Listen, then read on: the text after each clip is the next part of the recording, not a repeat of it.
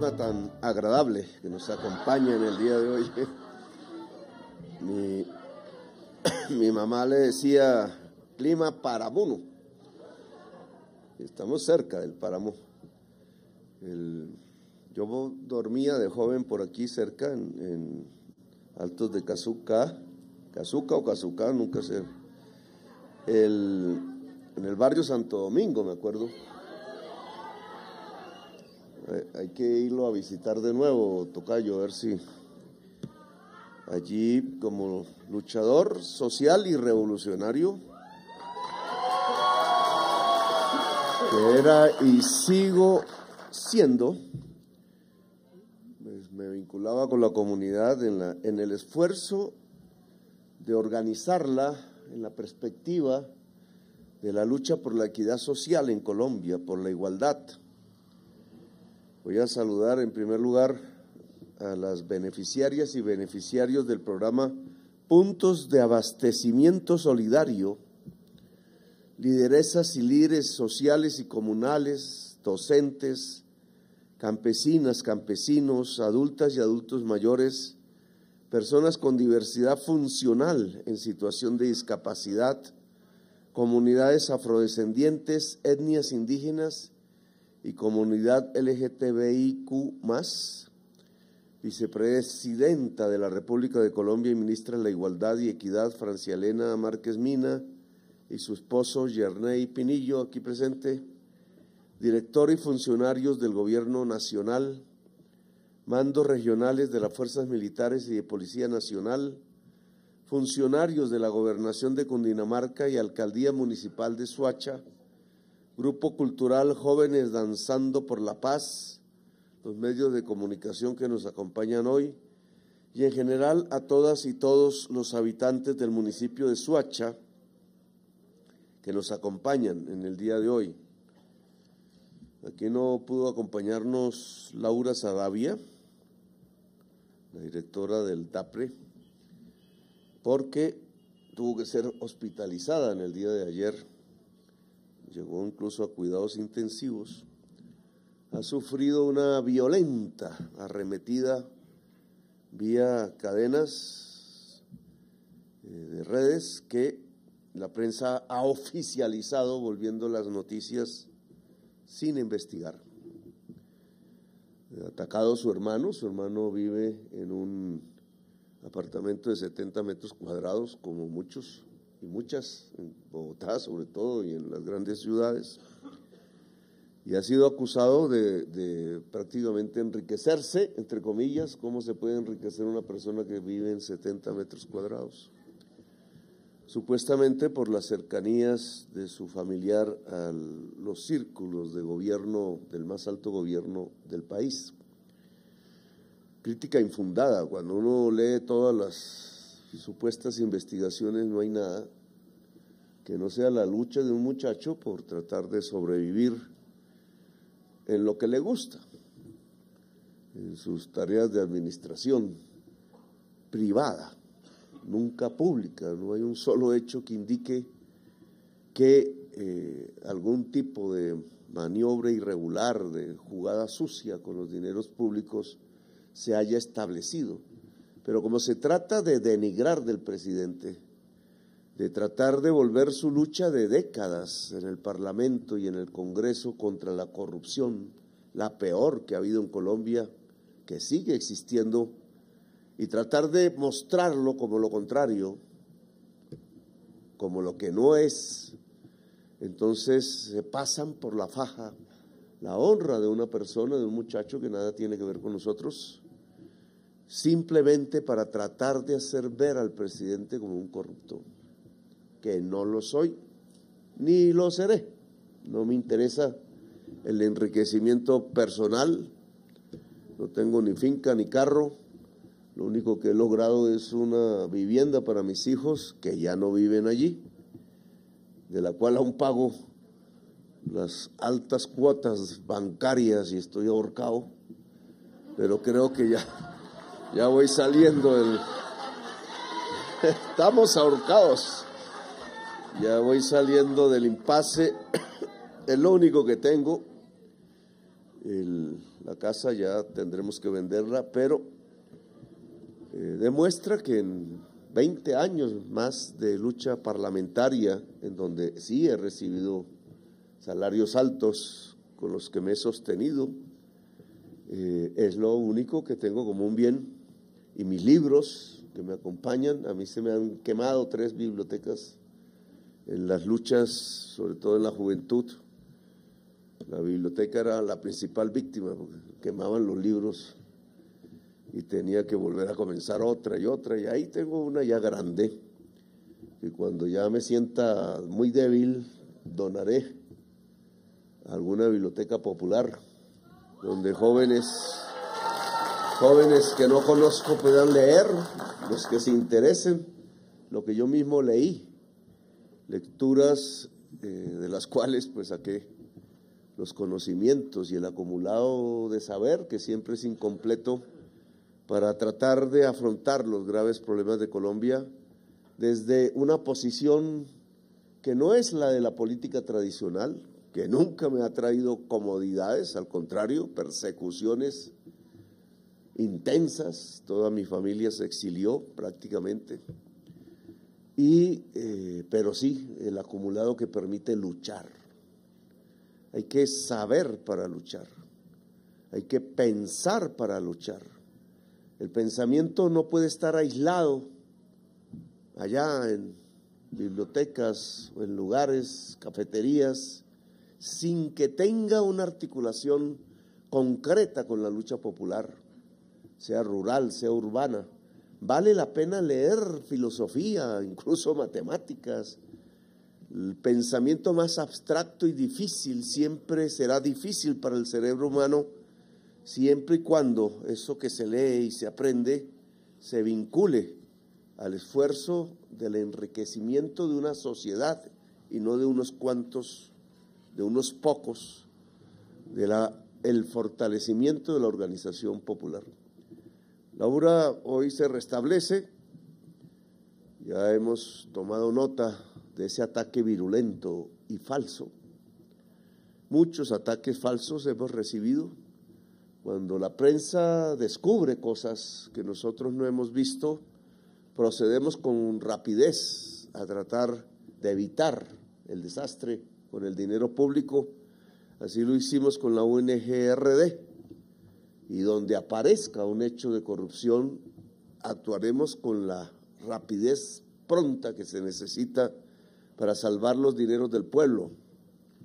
Pero cuando lo que hay es perfidia, rapidez sin investigación, intento de destrucción del proyecto político, el primero desde hace más de un siglo que en Colombia logra el gobierno gracias al voto popular, proyecto popular que obedece al interés de la ciudadanía, de los más humildes, de la gente que trabaja, de los jóvenes que estudian lo que quieren estudiar, de la gente que ha sido excluida, como la que aquí habita en todo este sector de los Altos, de Soacha, gente excluida. Soacha es una ciudad construida a partir quizás de las violencias del país, como buena parte de Bogotá también.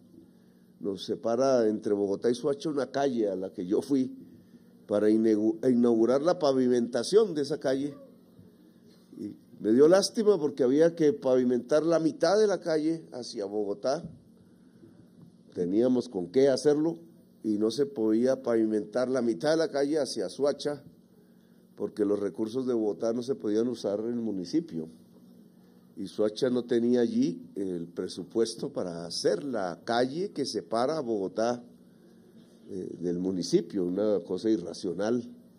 Por eso pedí yo hacer un área metropolitana. El alcalde de entonces, Nemucón, y yo, como alcalde de Bogotá, estuvimos de acuerdo, se adelantó el proceso de acuerdo a las normas y lo saboteó Vargas Lleras. Ellos querían otra cosa. Un área metropolitana, como establecía antes la Constitución del 91, ponía en pie de igualdad al municipio de Soacha con el distrito capital, por muy poderoso que fuera el distrito. Cualquier proyecto se podía tramitar de tú a tú, y para integrarla había que consultar primero a la ciudadanía si quería o no quería.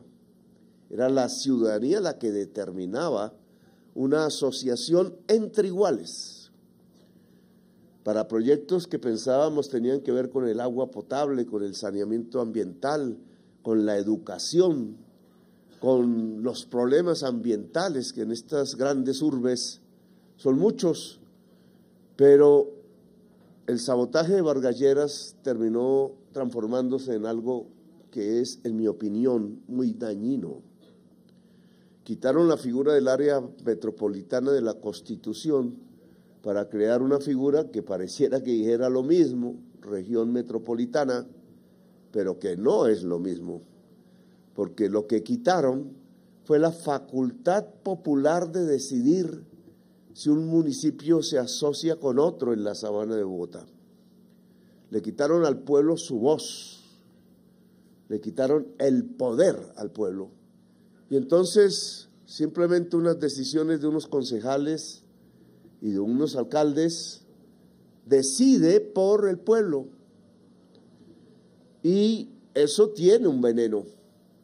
Y es que ya el municipio de Soacha no se asocia con el distrito capital de igual a igual. El municipio de Soacha pierde todo su poder. Quienes deciden son fundamentalmente el gobernador de Cundinamarca y quien sea alcalde de Bogotá. Y eso ya no es el pueblo. Han sido excluidos. Y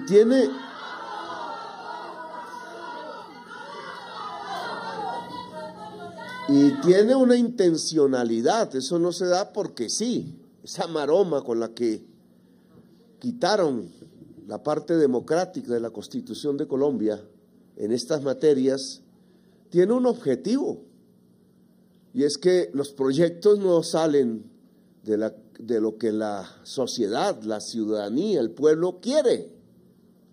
Ahora son otros, lo estamos viviendo en carne propia, pero no se da el debate a profundidad.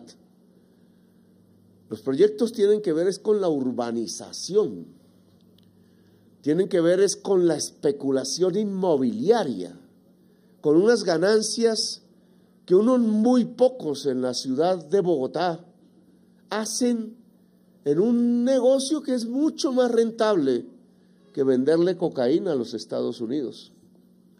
La especulación inmobiliaria puede, por arte de magia, convertir una gran extensión de tierras que valen muy poco porque son zonas rurales, incluso zonas protegidas ambientalmente, y transformarlas en unas grandes bolsas de fortuna al disparar sus precios por metro cuadrado, ya no por hectárea, al ser incluidas como zonas urbanas de una ciudad. Se le llama eso el volteo de tierras. Con eso se ha enriquecido una pequeña cantidad de personas, pero con unos volúmenes de riqueza enormes que concentran y que terminan pagando quienes van a vivir allí ya en urbanizaciones hechas.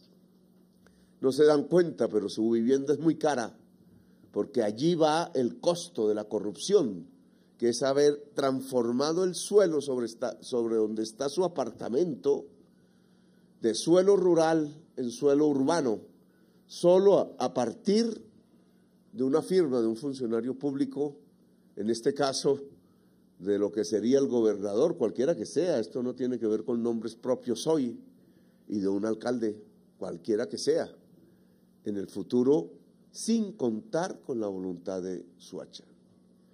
Soacha ha sido transformada desde hace décadas, y de ahí buena parte de sus problemas sociales, en una zona de expansión urbana. Es como si fuera un territorio a ocupar, sin que cuente la decisión de la gente. Ciudadela Sucre es parte de esa expresión. Yo me acuerdo de joven lo que acontecía aquí, la ilusión de la gente pobre de tener un lote, y el hecho de llegar a tener un lote sin nada, sin servicios, sin agua, sin escuelas, sin hospital, sin salud, sin luz, sin saneamiento ambiental, sin que se arreglen sus calles. Hoy, mucho tiempo después, décadas, las calles siguen en problemas. La lucha popular es intensa por lograr conquistar algún tipo de servicio urbano, público, que haga más digna la vida. Este es el costo de ver a Soacha como una zona de ocupación. Antaño eran los politiqueros, que yo conocí también. Ahora es legalizado, ahora es cambiando la Constitución. Ahora puede hacerse quizás como en la parte de abajo, Ciudadela, ¿cómo se llama? Ciudadela Verde, Ciudad Verde, que sí, da una solución de vivienda mucho más decente, pero se hace sobre unos terrenos donde no debería construirse, tan lejanos, porque allí llega gente que trabaja en Bogotá, fundamentalmente, o estudia en Bogotá, que mucha no sabe que vives en Soacha, que no tiene apego con el municipio, no sabe, no decide sobre las cosas del municipio, de su política, de su consejo, de sus problemas, porque cree que vive en Bogotá al trabajar allí, pero entonces tiene que subirse a un bus donde durante 2 horas yendo para allá, 2 horas viniendo para acá, 4 horas al día se pierde de vida simplemente por tratar de sobrevivir viviendo en Soacha y trabajando en Bogotá. Ese tipo de urbanismo no sirve y es el que se nos quiere proponer.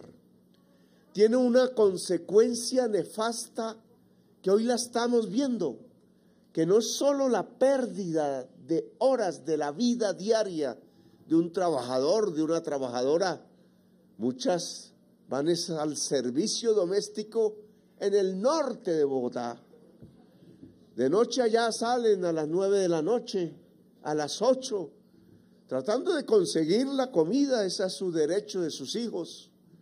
Y duran otras 2 horas para llegar en la fría noche hacia allá, hacia esas ciudadelas, a tratar de dormir para madrugar al día siguiente. Una vida que se va transformando en vida esclava, que no se vuelve una vida libre, que no se vuelve una vida en la que den las ganas de vivir. Los niños muchas veces solos, por ahí en barrios donde los peligros acechan por doquier, y las madres tratando al menos de conseguirle la comida. Esa situación es de indignidad para el pueblo y tiene que ver, no que sea así porque sí. Si se abrieran puestos de trabajo en Soacha, quizás no habría que ir al norte de Bogotá. Si se abrieran la universidad pública y gratuita en Soacha, por la que lucho, por la que estoy luchando desde que soy presidente,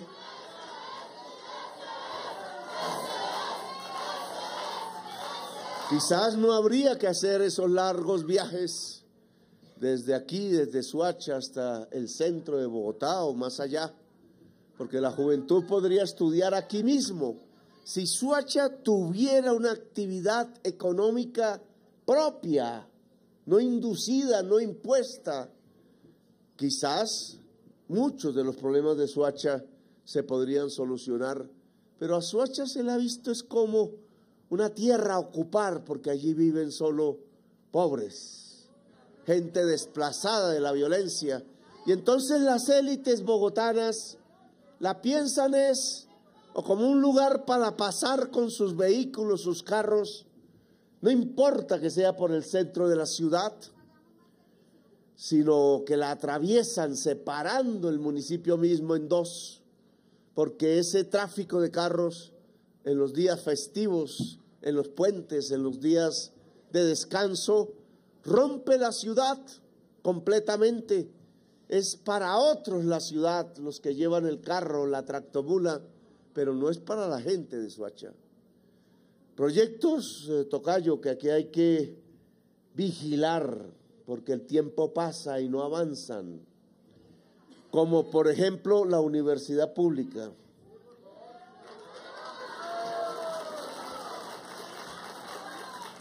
Yo me he encontrado de pronto mi ingenuidad al pensar que los funcionarios públicos de larga data trabajan para el interés general, el bienestar. Me he encontrado con una fuerte oposición, mucho más eficaz que la que nos hacen en el Congreso de la República, la señora Cabal, los señores del uribismo. Una oposición silenciosa que actúa con eficacia y que está al interior, por ejemplo, del Ministerio de Educación. Hoy no entiendo por qué después de 2 años de gobierno, una propuesta que fue hecha en el programa de gobierno que eligió el pueblo de Colombia, como el de invertir dineros públicos en la construcción de sedes públicas de universidad, que deberían comenzar como aquí, con este tipo de arquitecturas, mientras se hacen las grandes edificaciones que permiten prestar el servicio rápido y no esperar a que termine la edificación en 4 o 5 años. Me tocó inaugurar, donde yo puse la primera piedra siendo alcalde, la sede del Tecnológica de la Universidad Distrital en Ciudad Bolívar. 8 años después, pues 8 años ya pasó 2 generaciones de jóvenes que no tuvieron la oportunidad ahí en el sur de Bogotá de beneficiarse de la inversión pública. Igual está pasando con las sedes de universidad pública que el gobierno masivamente debe hacer en toda Colombia para que la juventud popular que hoy no puede estudiar pueda acceder a una universidad de calidad y gratuita. ¿Y por qué esas sedes no se están haciendo? Por las mañas de funcionarios al interior de mi propio gobierno. El exdirector de Planeación Nacional no fue capaz de llevar al Congreso de la República una proposición que fue rechazada al interior del Ministerio de Educación sin que el presidente de la República supiera. Y era que el fondo que tiene el ministerio para construir infraestructura escolar pública está restringido a colegios de primaria y de secundaria. No puede hacer sedes universitarias por ley.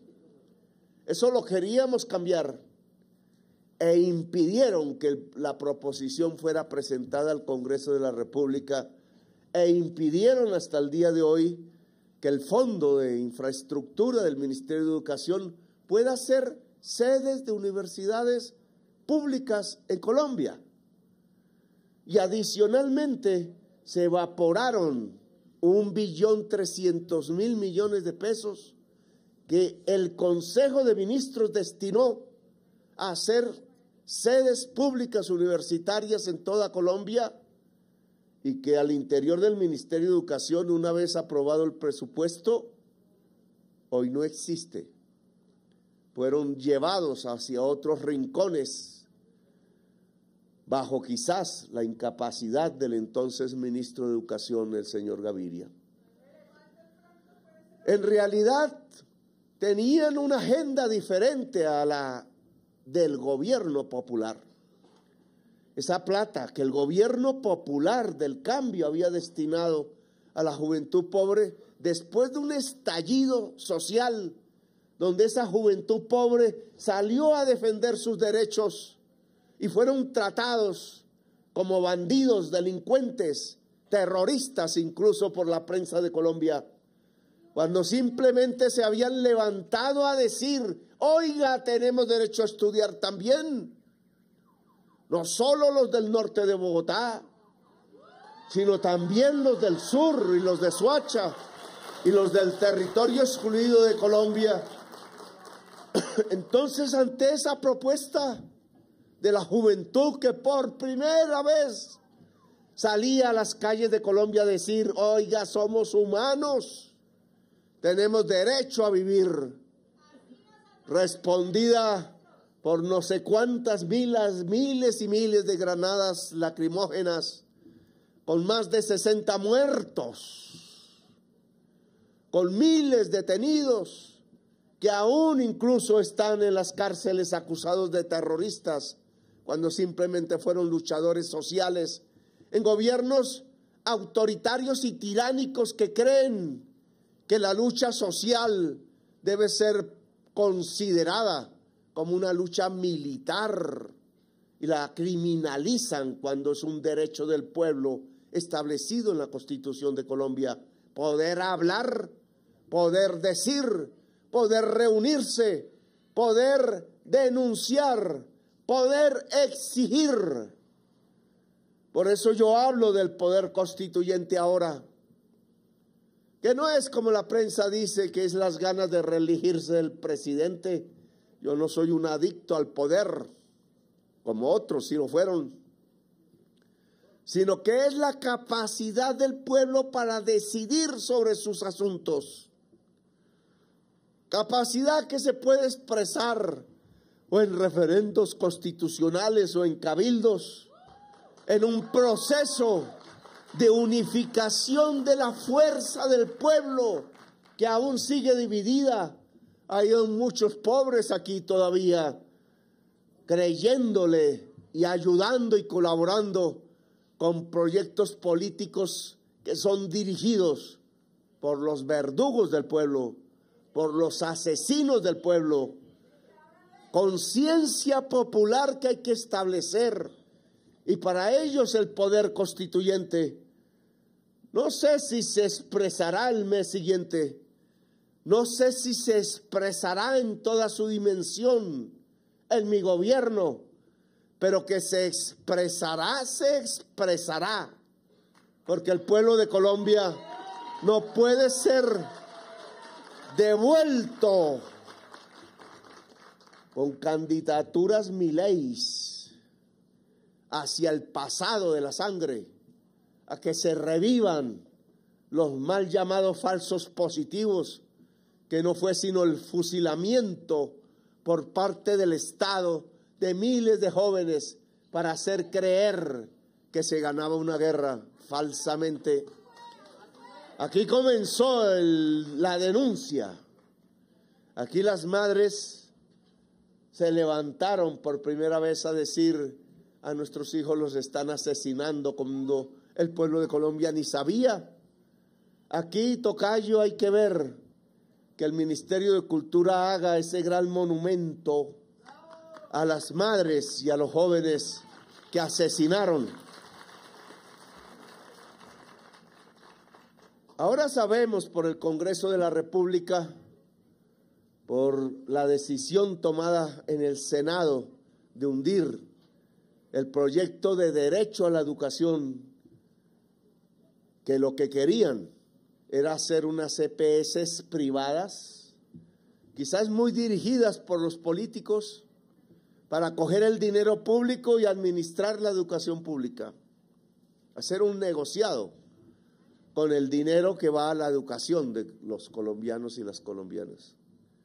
En lugar de aumentar el presupuesto público, que es lo que nosotros queremos, en lugar de fortalecer el colegio, la escuela pública, educando más a los educadores, mejorando sus espacios para que ese niño y esa niña puedan saber más, puedan aprender a pensar y sí, puedan aprender a criticar un Estado y una sociedad injusta, porque lo que necesitamos es ciudadanos y ciudadanas libres, y solamente pueden ser libres si el pensamiento es libre, si el espíritu es libre, y eso se comienza a construir allá en esa escuela, en ese colegio. Claro que les iba a importar que se pudiera construir una ciudadanía libre entre la juventud y la niñez popular, si lo que quieren es sojuzgarla y hacer negocios con ella, con el dinero público. Por eso hundieron la ley estatutaria de la educación, porque no les íbamos a aprobar las EPS privadas manejando la educación pública en Colombia, porque es un derecho y una responsabilidad del Estado. Ahora hay que romper esas barreras internas, tocayo, en el Ministerio de Educación para que se ponga en realidad al servicio de la expansión de la educación pública, de calidad y gratuita, y la propuesta de hacer la universidad pública en Soacha tiene que ser garantizada por mi gobierno para que no quede una promesa tonta por ahí, solo un discurso, sino que Soacha pueda empezar a ver que del poder constituyente de la población soachuna se pueden resolver a través de un gobierno progresista sus principales problemas. Ahora estamos poniendo la primera piedra de este tipo de arquitecturas que yo he pedido que se extiendan en toda la administración pública nacional. Este tipo de arquitectura tiene una gran ventaja.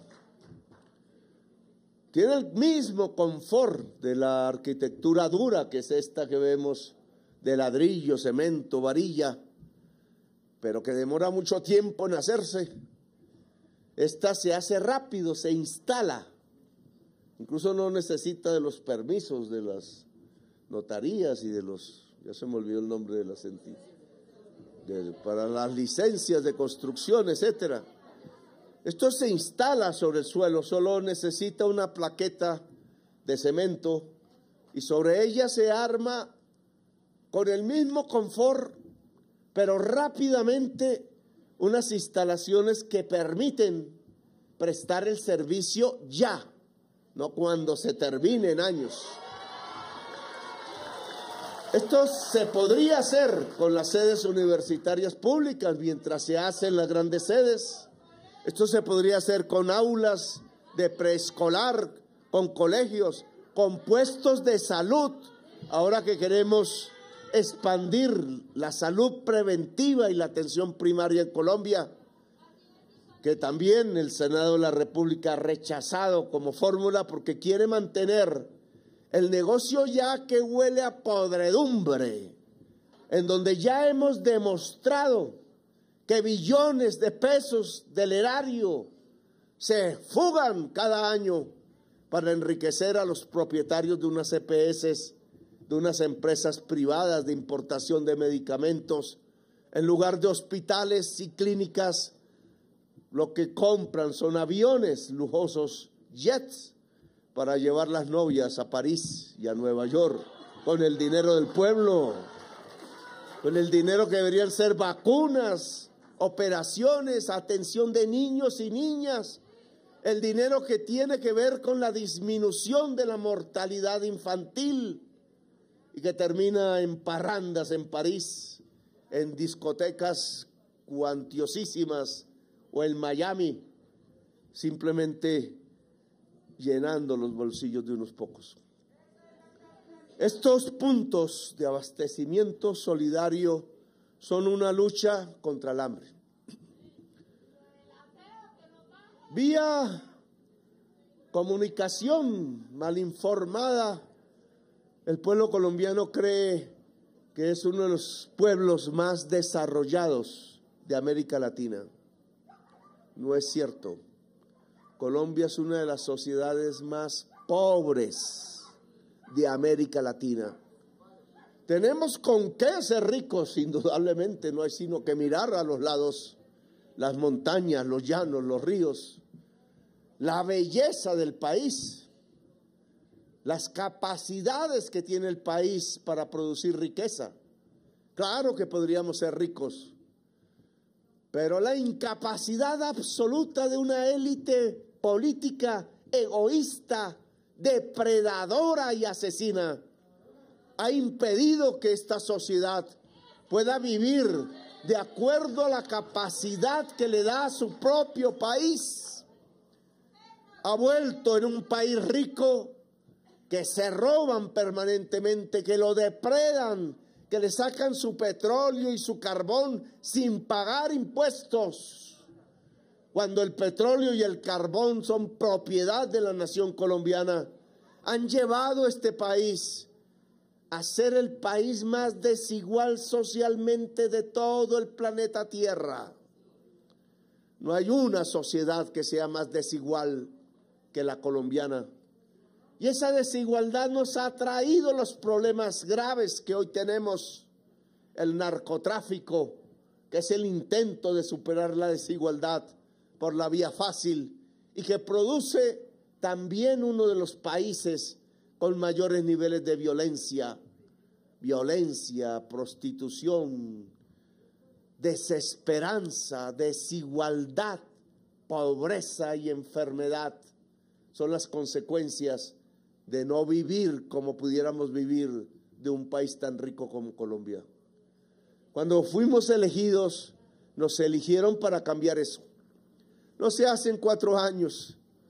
Tenemos que derribar hasta las oposiciones internas de una burocracia que durante todo este siglo ha crecido bajo los mandatos y el designio de gobiernos autoritarios. Por eso se necesita más. Que cuando yo digo más, no estoy diciendo que yo sea el próximo presidente. Pero lo que tiene que ser, lo que sí tiene que ser, es que no nos podemos devolver al pasado, a la sangre, a los jóvenes fusilados, al tratamiento como criminales del pueblo, a la tiranía, al que el Estado solo sirve para hacer negocios de los ricos, mega ricos. Para allá se va la plata y al pueblo lo dejan tirado y excluido, como le sucedió cuando vino el desastre de la pandemia COVID.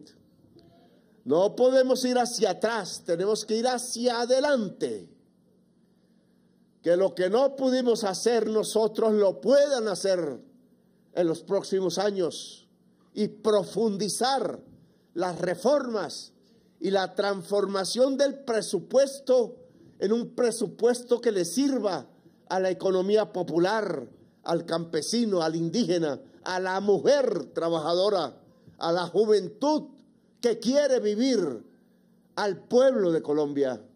Por eso hay que unirse. Esto que estamos haciendo aquí es para tapar un grave hecho en Colombia. Y es que en un país tan rico y hermoso tenemos muchísima pobreza. 30% de personas en toda Colombia que aún sienten hambre, unas más que otras. 2.600.000 colombianos, tocayo, que realmente están en desnutrición, porque lo que comen no es suficiente para lo que gastan en energías diarias.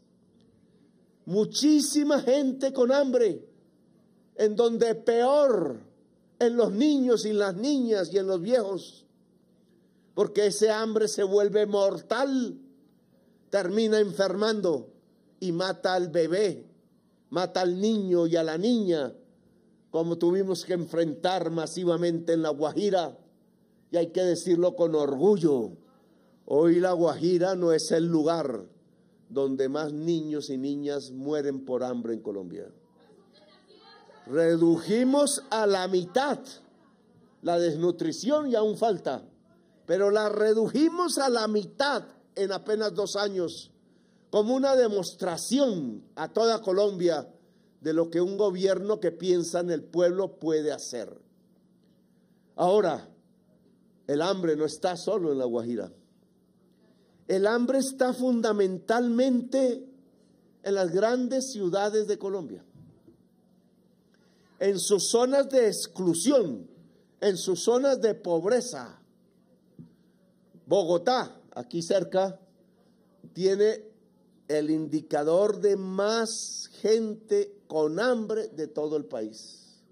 Esa ciudad tan rica con tanto presupuesto, resulta que tiene el mayor número de pobres con hambre de Colombia. Y eso mismo, pasando la calle de la que hablaba en el municipio de Soacha, es similar. Soacha es uno de los municipios de Colombia con más hambre. Si juntamos este gran casco urbanístico común, pues es aquí en el centro de Colombia donde más gente sufre del hambre.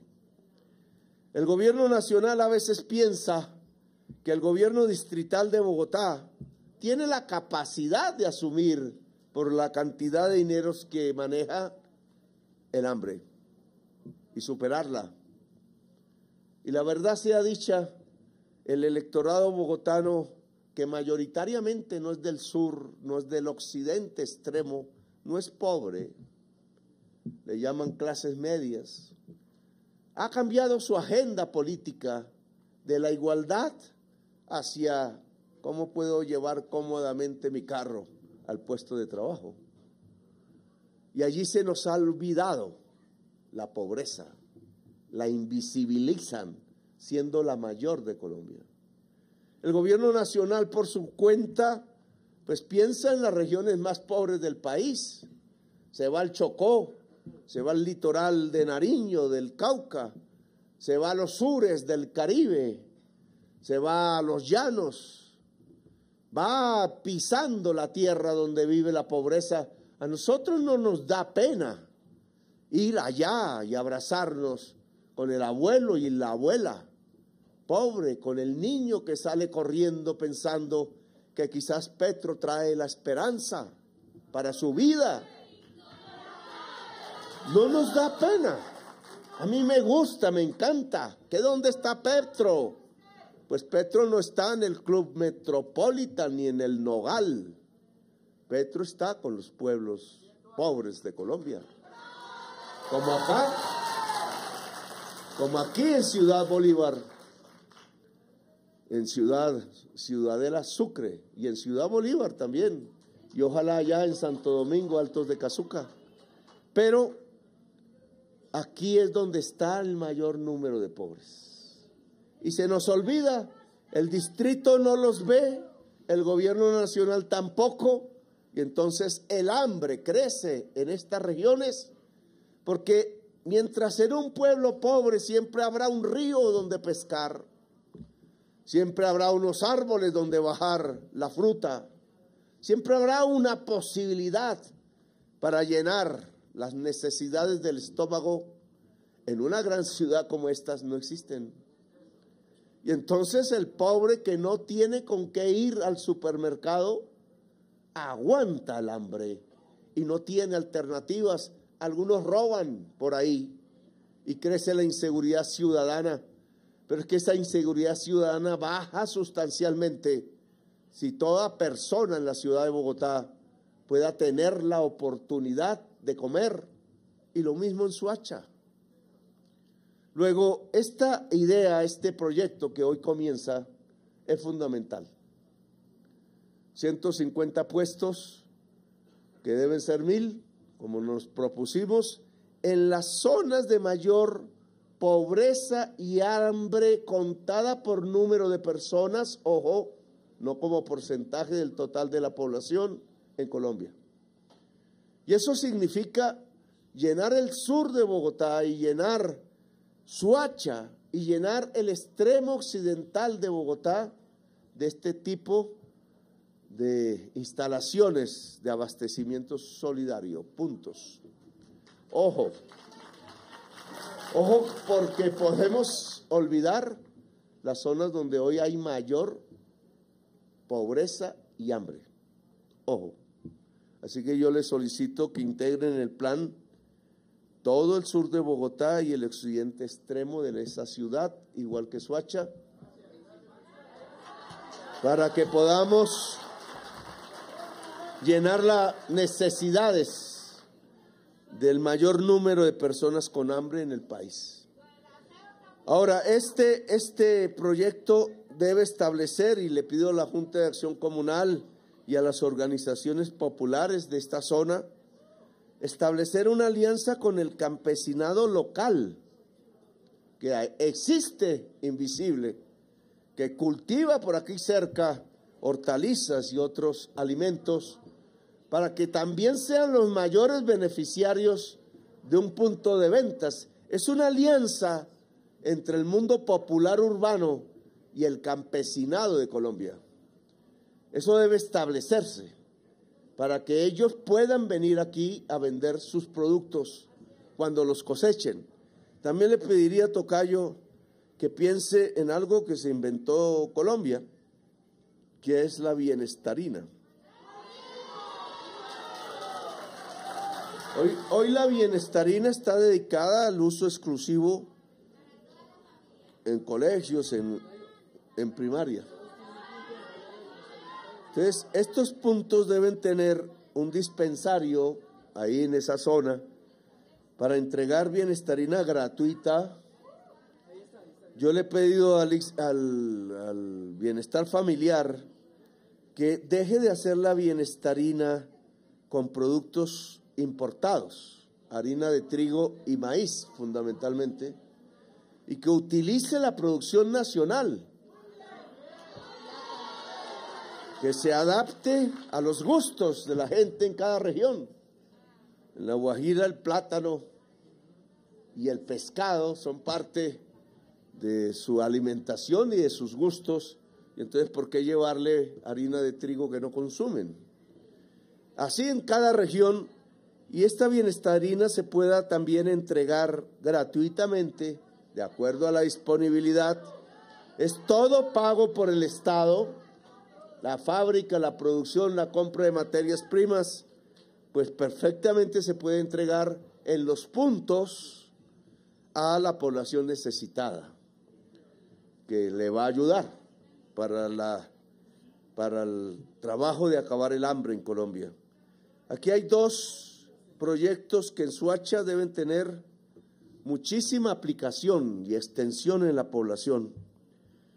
Nosotros estamos reduciendo a dos grupos poblacionales el subsidio y estamos aumentando sus montos, de tal manera que un subsidio pueda sacar de la pobreza a una persona, no que sea una limosna que la mantiene en la pobreza. Si yo le entrego 70,000 pesos a un viejo por mes, pues eso no alcanza ni para la comida.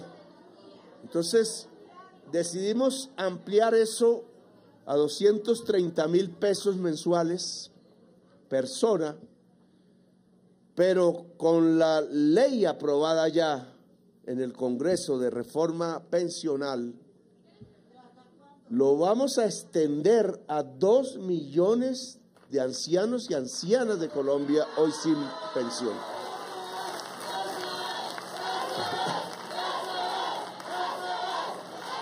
Yo quiero que la firma de esa ley, está por afirmarse por mí, se haga en la Plaza de Bolívar 16 de julio, para que aquí veremos, habrá que poner buses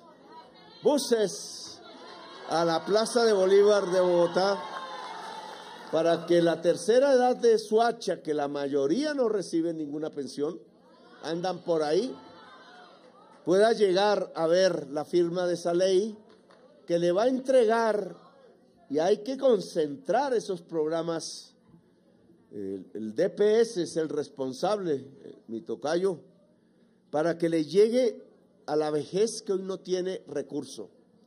Aquí muchas mamás, quizás hoy abuelas, que dedicaron su vida a levantar el hogar, a trabajar en el hogar, que esta sociedad machista no le reconoce como trabajo, no le reconoce el sacrificio, entonces ni cuentan ese trabajo en las estadísticas económicas, y el tiempo allí dedicado de toda una vida para levantar hijos e hijas no contabiliza para la pensión, cuando es trabajo de verdad, trabajo incluso más intenso que el que hace el hombre en la familia. Pues esta es la oportunidad, tocayo, porque al aprobarse esta ley, y le pido a la Corte Constitucional que no escuche los cantos de sirena de los enemigos del pueblo que no quieren que la plata que vamos a gastar, que es invertir en la vida de 2 o 3 millones de ancianos y ancianas y en el derecho de todo trabajador y trabajadora, si cumplen los requisitos a pensionarse, se les entrega a la gente porque la quieren ver convertida es en utilidades de 2 banqueros. Que la Corte Constitucional no escuche el canto de sirenas. Si la Constitución ordenó hacer un Estado social de derecho, pues eso comienza dándole dinero público a quienes tenían el derecho de pensionarse por haber trabajado toda su vida y que hoy andan por ahí en las plazas frías o calurosas vendiendo bonais para poder sobrevivir. Esa ley que acabamos de aprobar es la verdadera construcción del Estado social de derecho. Y es a la Corte Constitucional que creó la Asamblea Nacional Constituyente del 91, a la que le corresponde la tarea de vigilar y de ser realidad ese Estado social de derecho. La plata del ahorro pensional no puede ir a la riqueza de 2 banqueros. La plata del ahorro pensional debe ir a nuestra vejez pobre y al trabajador y a la trabajadora que cuando envejezca y salga del trabajo pueda vivir con dignidad sus últimos años. Así que los espero en la Plaza de Bolívar el 16 de julio. Que Soacha se exprese en el centro del poder de Colombia, allá en la Plaza de Bolívar. Estos puestos entonces nos ayudarán a cerrar el hambre, a mejorar la vida campesina y la vida del barrio popular en Colombia. Nos ayudarán a un mejor vivir. Por lo tanto, buena la idea que se impulsa desde este momento y que debe llenar las zonas de pobreza de Bogotá y Colombia. Gracias a todas y todos por haberme escuchado aquí en la ciudadela Sucre, Soacha. Nos veremos en próxima oportunidad. Muy amables y gracias.